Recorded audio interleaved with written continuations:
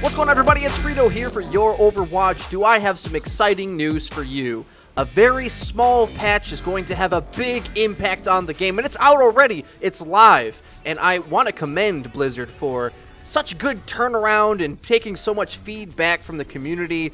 I'm really impressed with how quickly they're changing things. Sometimes I still want it quicker, but they do much better than other game developers do, so I gotta be happy with it.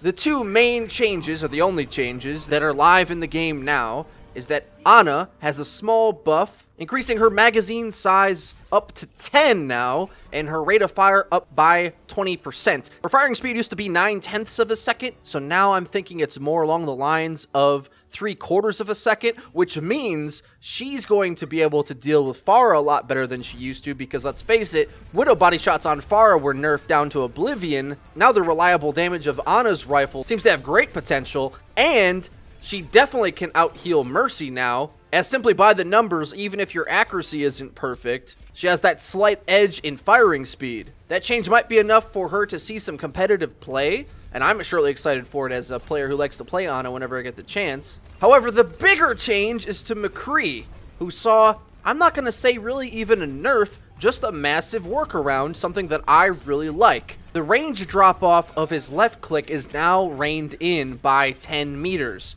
which is a good thing. Now it feels a little reasonable. After I got used to the near infinite range, this feels a little drastic, but it just means that the longer ranges, you have to hit headshots or you won't be whittling down players to nothing. Very good for Pharah, thank you very much.